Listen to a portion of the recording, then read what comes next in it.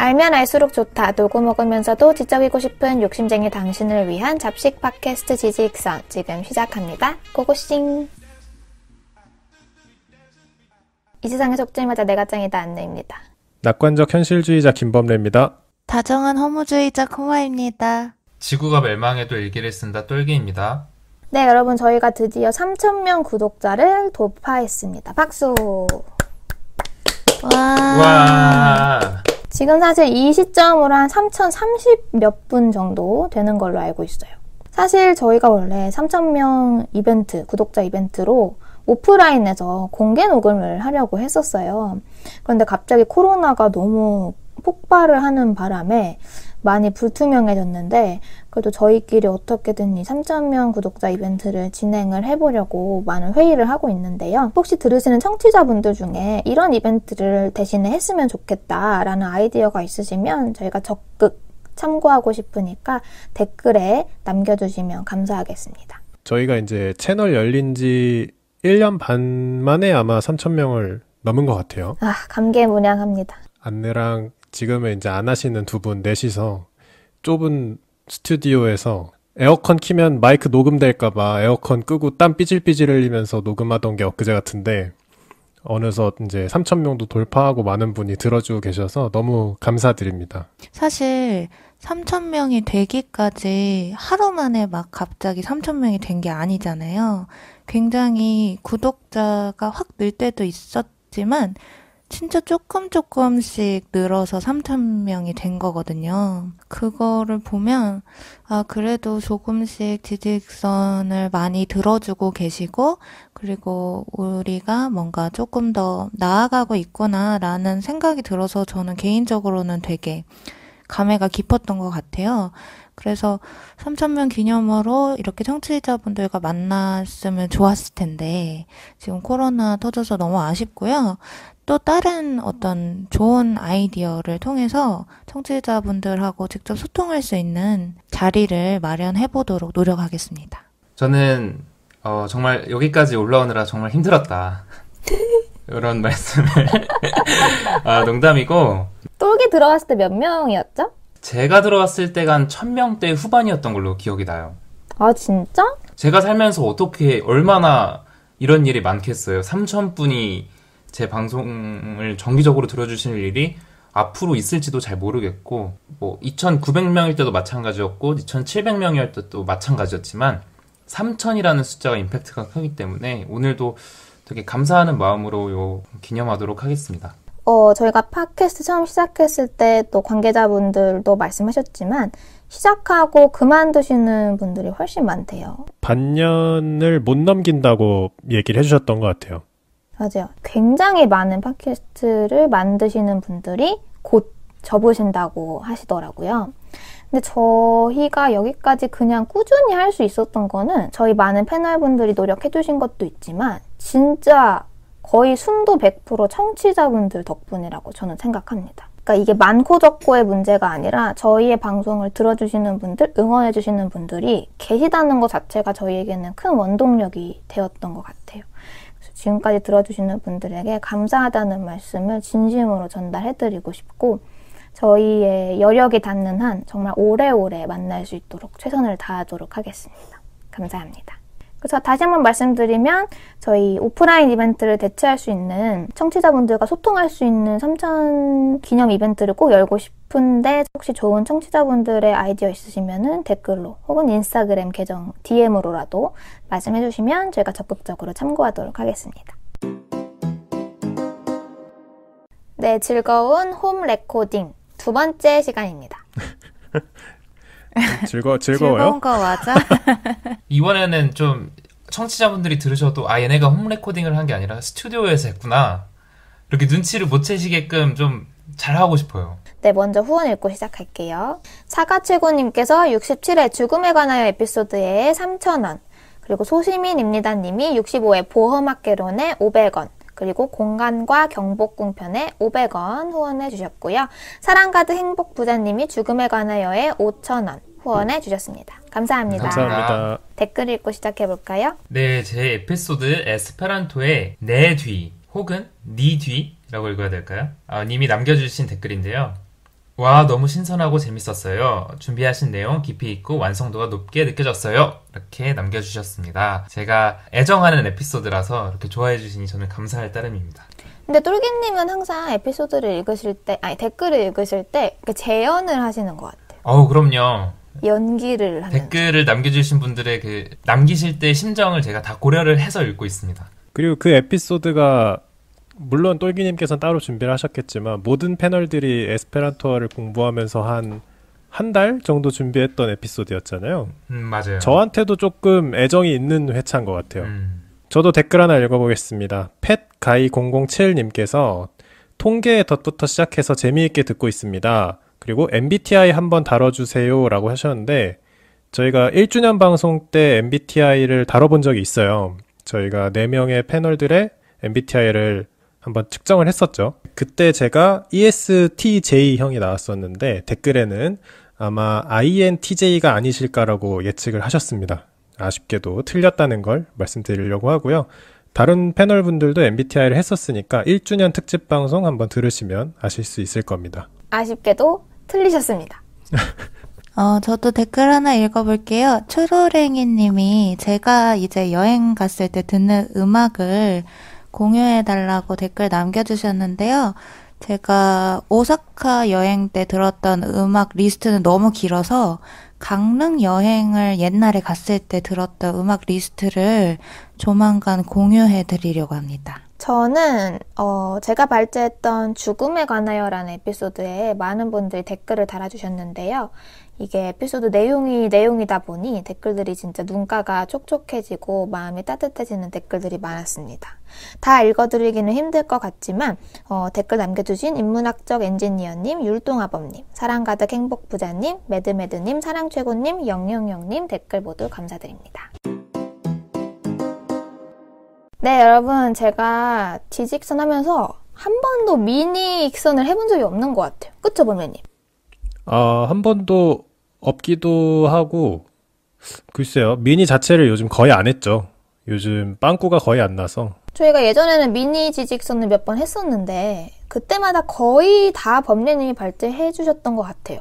맞아요. 이게 예전에는 그러니까 시즌 1이라고 하기엔 좀 그렇지만 예전에는 뭐였죠? 결방 특집이라고 해가지고 저희가 짧게 준비를 했었고 요즘에는 그 결방이라는 단어가 조금 별로여가지고 공지사항처럼 보여서 미니 지직선이라고 해서 저희가 준비를 하고 있는데 예전엔 제가 주로 많이 했었죠. 그래서 제가 단 한 번도 미니 지직선을 해본 적이 없다는 생각이 들어서 그래서 저도 한번 해보려고 정말 부족하고 짧게나마 준비해 보았는데 어떠실지 너무 떨립니다.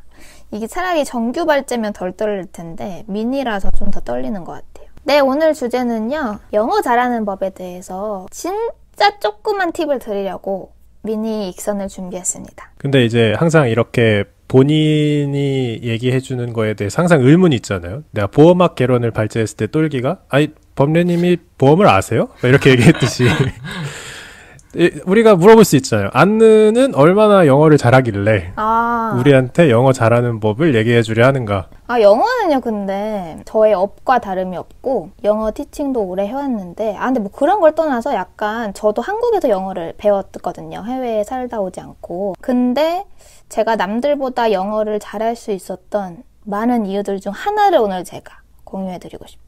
진행하기 전에 여러분들께 한번 질문 드리고 싶어요. 영어를 잘하기 위해서는 뭐가 중요하다고 생각하세요? 예전부터 생각하던 건데 얼굴에 철판을 까는 거라고 생각해요. 자신감, 뻔뻔함.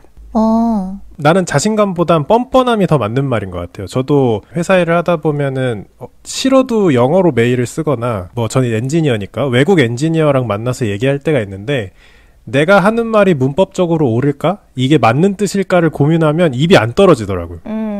그냥 던지면 알아서 이런 말 하고 싶은 거죠? 라고 정정을 해주시더라고요. 그래서 그렇게 좀 얼굴에 철판 깔고 얘기를 하니까 조금씩 늘기 시작하는 것 같았어요. 저도 얼굴에 철판을 깔아야 된다는 것은 동의를 하는데 얼굴에 철판을 깔 기회마저 없으신 분들이 있을 수도 있잖아요. 외국인을 만날 기회가. 글이나 이런 것들을 영어로 써보시라. 그러니까 저 같은 경우에는 일기를 영어로 쓰는 연습을 했을 때가 간혹 있었는데 자기 생각을 좀 영어로 정제해서 내뱉는 과정이 있다 보니까 아무래도 비약적인 상승까지는 아니더라도 좀 도움이 되는 것 같더라고요. 제가 영어 교육과잖아요. 과외를 많이 하거나 아니면 학원에서 일을 하는 경우도 되게 많았었는데 가장 제가 중요하게 생각했던 건 영어를 재미있어 하는 친구들이 따로 있더라고요. 그래서 이 언어에 대한 관심 자체도 굉장히 중요해 보였어요, 그때. 관심과 재미를 느끼는 것. 근데 맞아요. 오늘 다른 패널분들이 말씀하신 거 진짜 다 맞습니다. 다 너무너무 중요해요. 사실 영어를 잘하는데 어떻게 딱 한 가지만 중요하겠습니까? 중요한 것들이 정말 많은데 저는 그중에 딱 한 가지만 찝어서 오늘 말씀드리려고 합니다. 제가 말하는 영어 잘하는 법은 영어 회화 잘하는 법에 조금 더 가까울 것 같아요. 그러면 지금 패널들이 얘기한 것 중엔 정답이 없는 거예요? 정답이라 하긴 그렇지만 제가 준비한 건 없어요. 제가 준비한 것은 영작이나 독해랑은 조금 상관없어요. 제가 오늘 말씀드리는 건. 내 의견을 영어로 전달할 때 영어를 좀 하는데? 라고 느낄 수 있는 포인트 중에 한 가지를 제가 말씀드리도록 하겠습니다. 좀 입장을 바꿔서 한번 생각을 해볼게요. 여러분들이 한국말을 하는 외국인분들 많이 보셨죠? 매스컴에도 요즘 많이 노출이 되고 있는데 그런 분들이 이제 한국말을 하시는 걸 들어보면 진짜 잘하는 분들도 계시지만 대부분의 분들이 뭔가 어색합니다. 우리나라 분들이 듣기에 누가 봐도 외국인이 한국말을 하는구나 이렇게 느껴지는 경우가 많아요. 그거에서 많은 분들이 이제 발음이 어색해서 그런 거다라고 생각하시는데 사실 발음보다 더 중요한 것이 하나 있습니다. 제가 예시를 한번 들어드릴게요. 예전에 여러분 미수다라는 예능 프로그램 기억나세요? KBS에서 했었죠. KBS. 네, 미녀들의 수다에서 크리스티나 그분 했던 그 멘트가 있어요. 되게 그거 유명했잖아요. 제가 잠깐 따라해보면 안녕하세요, 크리스티나예요. 뭐 이렇게 얘기를 하셨었어요. 기억나세요? 그쵸. 안녕하세요, 크리스티나예요. 뭐 이렇게 얘기를 했었죠. 안녕하세요, 슈가 아유미예요. 뭐 이런 예전에 외국인 분들도 계셨죠. 그리고 또 다른 예시를 들어드리면 그 개그우먼 정유미 씨, 코미디언 정유미 씨가 한본어라고 말은 한국말인데 일본어처럼 말을 하시는 개그를 하세요. 들어보신 적 있으신 분? 들어봤어요. 들어봤어요? 그거 정유미 씨가 본인 유튜브 계정에서도 많이 올리셨고 코미디 빅리그 같은 TV에서도 많이 하셨는데 나중에 한번 들어보세요. 분명히 한국말을 하는데 일본어로 들려요. 이 두 가지 사례를 들어봤을 때 여러분들 생각하기에 중요한 게 뭔 것 같아요? 인토네이션. 그쵸. 역시 전공자님. 영어로 이제 인토네이션이라고 하는데 우리나라 말로 하면 억양이죠, 억양. 저는 음의 높낮이라고도 말씀드리는 경우가 많습니다. 그래서 예를 들면 저희 오프닝 소개 멘트 같은 거 이 세상에 속지 말자 내가 짱이다 안내입니다. 이것도 사실은 다 억양이 있는 거예요. 한국인의 억양이 들어있습니다. 제가 이거를 바꿔서 예를 들면 이 세상에 속지 말자 내가 안내입니다. 이렇게 얘기를 했다고 친다면 탈북한 사람 같네. 듣는 분들이 어색해하는 이유는 그러니까 웃기잖아요. 이게 웃긴 건 우리만 웃긴 거예요. 한국인들만 웃기단 말이에요. 이게. 왜냐면 한국인들 듣기에 저게 이상하니까. 근데 예를 들면 지난번에 똘기님이 에스페란토어 했을 때 저 억양이 맞는지 틀린지 우린 모르잖아요. 근데 에스페란토어를 쓰시는 분들은 그걸 확 느끼실 거예요. 그래서 제가 다시 한번 말씀드리는 누가 봐도 한국인이 영어를 하는 것 같다. 콩글리시 같다. 그 부분에는 발음보다 더 중요한 억양이라는 요소가 있습니다. 근데 보통 우리가 영어를 배울 때 발음이나 억양, 좀 더 나가면 연음이라고 해서 이제 그 자국어를 쓰는 사람들이 이렇게 뭉개면서 발음하는 거, 다들 이해하는 정도의 그런 걸 따라할 수 없으니 그냥 자기가 아는 단어로 꾸역꾸역 열심히 얘기하는 게 영어가 더 빨리 는다. 그런 얘기를 전 많이 들었거든요. 그래서 오히려 저는 말씀하신 인토네이션인가요? 그거에 크게 생각을 안 하려고 했었는데 그게 중요하다는 말씀이네요. 그러니까 그렇게 얼굴에 철판을 깔아라 그런 거는 좀 초보자의 입장에서 말문이 아예 안 트여진 사람들을 위한 조언이 될 수 있을 것 같고 내가 어느 정도 말을 할 수 있는 상황에서 어떻게 하면 영어처럼 혹은 내가 한 말을 외국인이 어떻게 하면 더 잘 알아들을까에 대해서는 인토네이션이 중요해질 것 같아요. 인토네이션, 즉 억양은 많은 한국인들이 발음만큼 중요하게 생각하시지 않아요.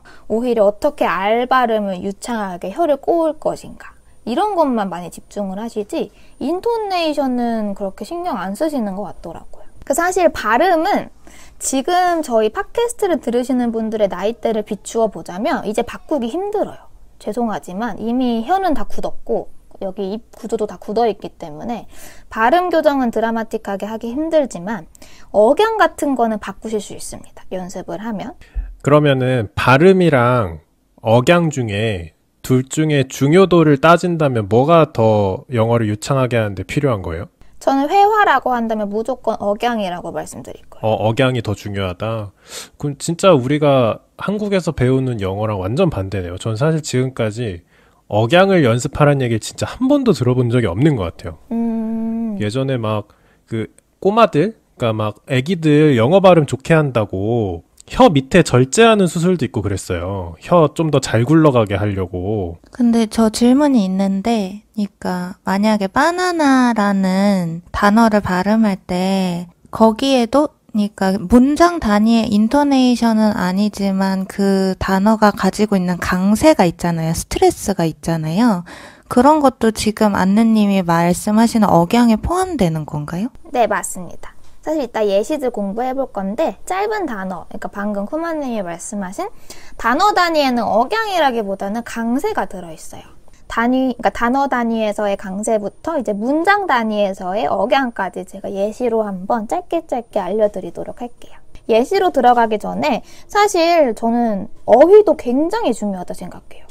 이게 말을 할 수 있는 단어가 없으면 어떤 언어든 간에 말을 하기가 되게 힘들어지는데 사실 어휘 같은 경우에는 암기를 하면 된다고 생각합니다. 근데 그거랑 다르게 이 억양이라는 거는 사실 독학이 불가능해요. 이 억양은 책으로도 공부하기가 굉장히 힘듭니다. 억양은 보고 배워야 돼요. 그러니까 듣고 배우는 거죠. 네, 그러면 여러분 예시를 짧게 드리도록 할게요. 똘기님. 네. 한국이 영어로 뭡니까? 한국 코리아. 코리아죠, 코리아. 네. 범렘님 코리아 영어로 한번 말해주세요. 코리아.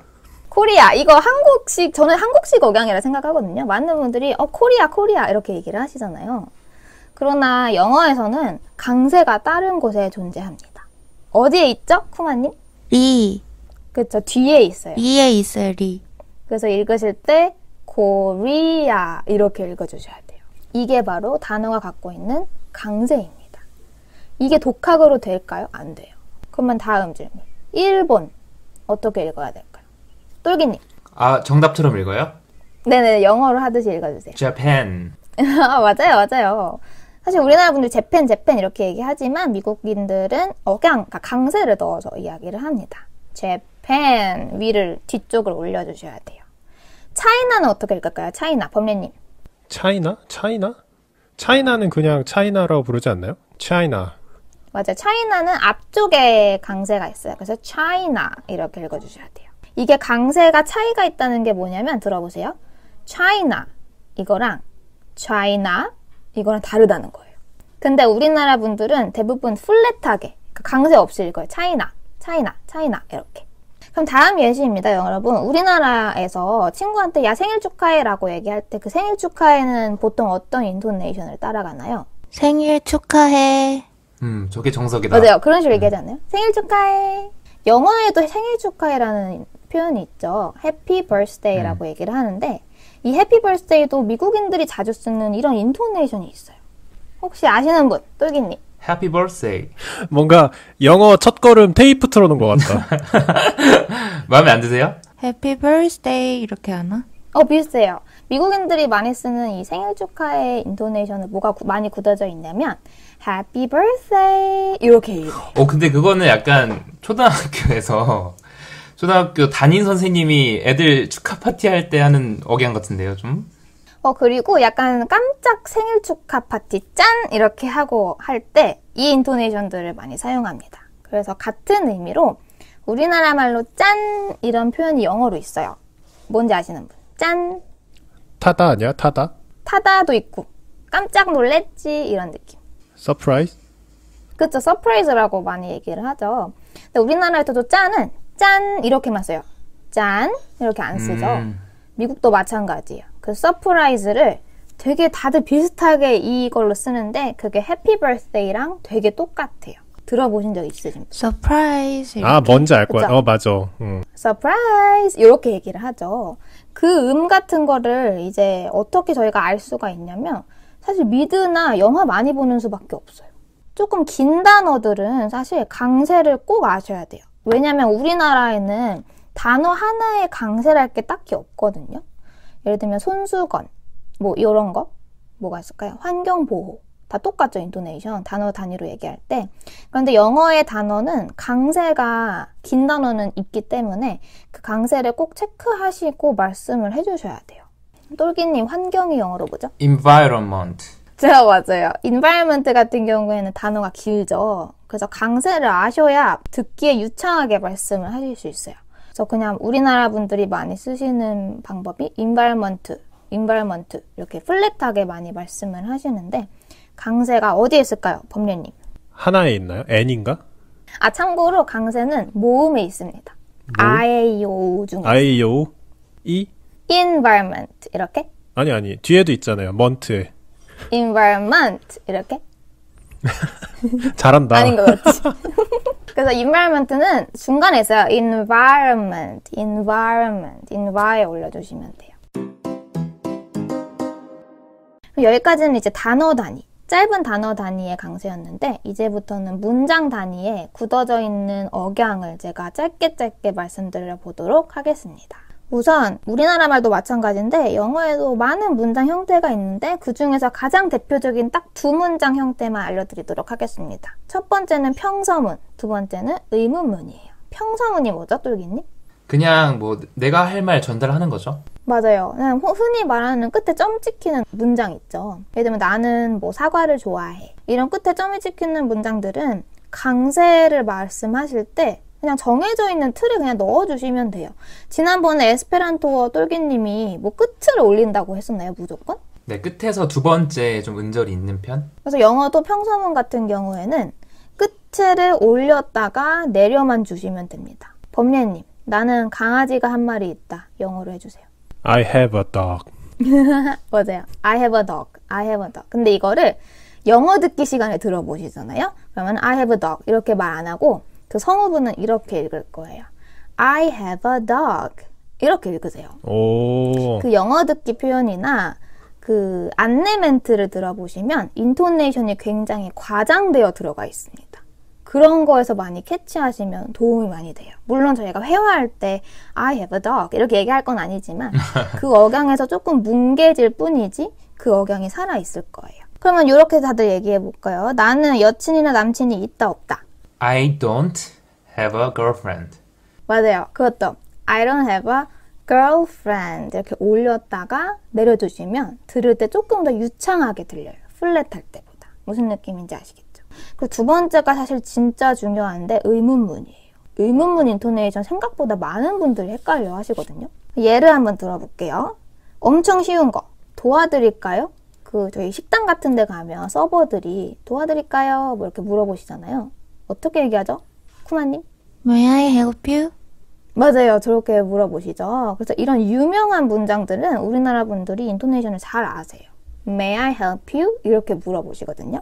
그럼 비슷하게 커피 드시겠어요? 이런 건 어떻게 하죠? 범리님? 영작을 못하겠으면 뭐라고 해야 되죠? 아니면 뭐 BTS 좋아하세요? 그냥 Do you like BTS?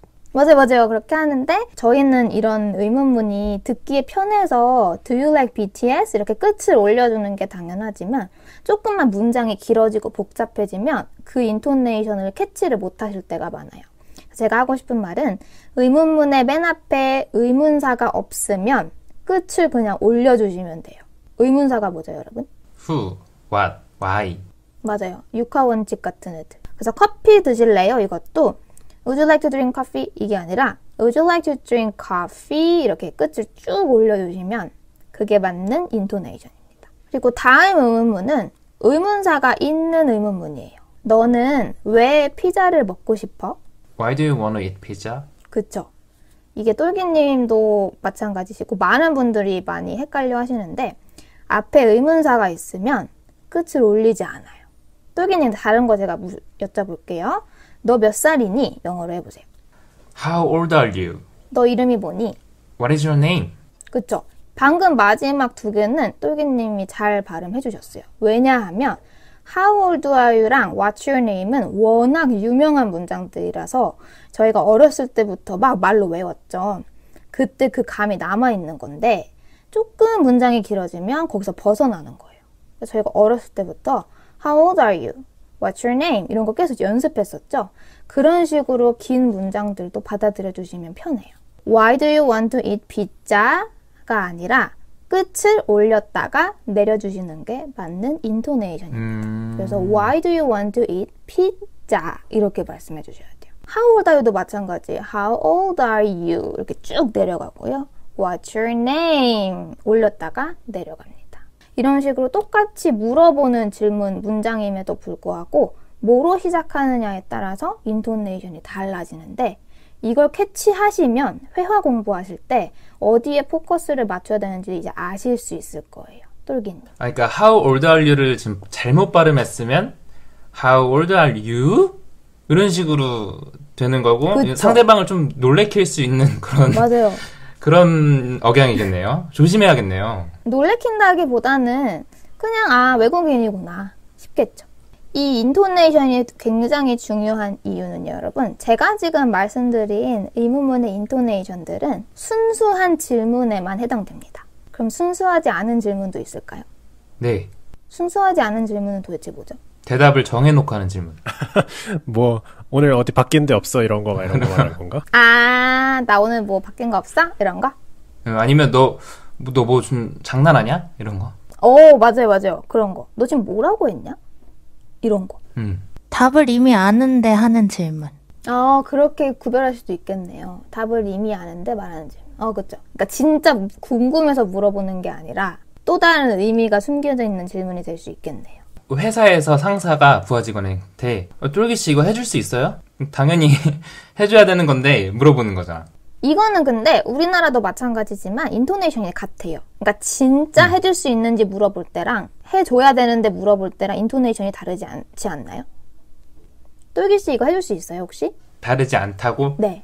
안 다르다고요? 네네네. 그쵸. 안 다르죠. 그거는 진짜 눈치밥으로 파악해야 되는 거죠. 맞아요. 그래서 우리나라에도 예를 들면은 똘기 씨인데 죄송한데 아까 뭐라고 했어요? 이거랑 너 지금 뭐라고 했냐? 이거랑 달라요. 의미가 달라요. 무슨 느낌인지 아시겠나요? 영어에도 그런 인토네이션이 존재한다는 거예요. 이걸 아시면 미드 볼 때 재밌는 장면들이 많아질 거예요. 예를 들어 볼게요. 너 방금 뭐라고 했니? 방금 뺄게요. 너 뭐라고 했니? 영어로 보죠. What did you say? 그쵸. 원래 인토네이션을 따라가려면 What did you say? 라고 말하는 게 순수한 질문입니다. 방금 당신 뭐라고 하셨나요? 이런 질문인데요. 아까 쿠마님이 하신 것처럼 What did you say? 이렇게 바꿔버리면 의미가 바뀌어요. 너 지금 시방 뭐라고 했냐? 이렇게 바뀌는 거예요. 그래서 제가 많은 영어 회화 공부를 하시는 분들을 만나봤지만 이 억양을 좀 신경 써서 공부하시는 분들은 잘 못 봤거든요. 근데 이걸 아시면 진짜 미드를 보거나 영화를 볼 때 같은 말인데 느낌이 다르다는 거. 왜 한국인들은 안 웃는데 본토 사람들은 웃는지 이런 것들을 느끼실 수 있을 거예요. 재미있게 들었고요. 뭐랄까, 저는 옛날에 영어 공부하던 생각이 다시 새록새록 나서 되게 재미있었던 것 같고, 영어 교육론 자체에서도 인토네이션을 지금 가르치지 않는 것에 대해서 굉장히 많은 얘기가 나오고 있어요. 이거는 굉장히 중요한데 학생들이 그냥 듣기만 해보고 뭔가 크게 따라해보거나 아니면 실생활에 적용해볼 예시가 없는 것 같고 딱히 강조되지도 않는 부분이고 그래서 근데 아느님이 그런 거를 잘 짚어주신 것 같고 이거를 만약에 잘 듣고 따라하시면 회화를 할 때 외국인들이 너 혹시 살다 왔어? 이렇게 물어볼 수 있어요. 그리고 하나만 더 강조를 하자면 예를 들면 아까 나왔던 environment라는 단어에 그 대부분 environment 이런 식으로 알게 되잖아요. 근데 envi가 하나, 그러니까 by 자체가 하나거든요. 그런 것처럼 모음에 대한 공부, 그러니까 짧은 모음, 긴 모음 이런 게 따로 있는데 인토네이션뿐만 아니라 영어 음절이 어떻게 구성되는지도 아시면 회화 공부하시는 데는 굉장히 많은 도움이 되실 것 같아요. 저도 영어를 배울 때는 이렇게 인토네이션, 억양 이런 걸 중요하게 생각해 본 적은 딱히 없는데 제가 이거를 한국인으로서 정말 어렵다고 느꼈을 때는 중국어를 배울 때였거든요. 중국어도 그 사성까지 있나요? 성조가 있잖아요. 근데 영어랑 다르게 거기는 이제 그 인토네이션이 바뀌면 뜻이 바뀌는데 듣기 영역을 할 때 정말 뭘 하는지 하나도 모르겠더라고요. 내가 아는 니라는 발음은 하나인데 앞에를 올렸다가 뭐 뒤에를 올렸다가 내렸다 올렸다 할 때마다 계속 뜻이 바뀌니까 정말 힘들다. 내가 한국인으로서 이걸 어떻게 극복하지라는 생각을 한 적이 있는데 영어에서도 이게 중요하다는 거를 사실 오늘 처음 안 것 같아요. 이게 중요하다는 생각을 중국어 외에는 한 번도 해본 적이 없는데 되게 뜻깊었던 시간인 것 같습니다. 저는 오늘 제가 평소에 중요하다고 생각하는 부분을 오늘 안느님이 말씀해 주셔서 저도 공감이 굉장히 많이 되는 회차였고, 저는 뭐 단어 강세 같은 경우에는 네이버 사전 검색하면 바로바로 알잖아요. 이 문장에 좀 뉘앙스를 살려서 말하고 싶다 할 때는 딱히 저희가 활용할 수 있는 툴이 없다고 느끼실 수도 있는데, 저는 유글리시라고 일종의 문장을 치면은 유튜브에서 그 알고리즘을 이용해서 이 문장을 사용한 동영상을 자동으로 검색을 해줘요. 그러니까 그 원어민들이 유튜브에 올린 동영상을 바로바로 찾아볼 수 있게 해주는 그런 사이트인데, 그걸 활용하면은 오늘 저희가 강조했던 그 인토네이션을 외국인을 만나지 않더라도 가까이 배울 수 있지 않을까, 그래서 추천드립니다. 맞습니다. 그래서 사실 이런 인토네이션 연습을 하는 툴을 제공하는 영어 교육 사이트라던가 프로그램이 요즘 굉장히 많아요. 쉬운 애니메이션 문장을 청크로 따라하게 만든다라거나, 그거의 다 원리가 뭐냐면 그냥 연기를 시키는 거라고 생각해 두시면 조금 더 편할 것 같아요. 따라 읽는 게 아니라 성대모사를 하는 듯이 영어 회화를 공부해 주시면 여러분들이 가려운 부분을 자꾸 안 긁히는 기분이었다면 그 부분이 조금이나마 해소되지 않을까 생각을 해보겠습니다. 저의 첫 미니 익선이었는데 재밌게 들어주셨으면 좋겠어요, 여러분. 코로나 조심하시고요. 건강 유의하시고 다음 시간에 뵙겠습니다. 감사합니다. 감사합니다.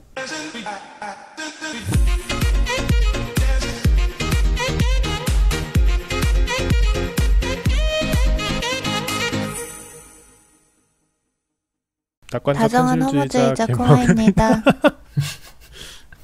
다시 딜레이가 내가 있는 먼저 건가? 할게요. 와, 진짜 망했다.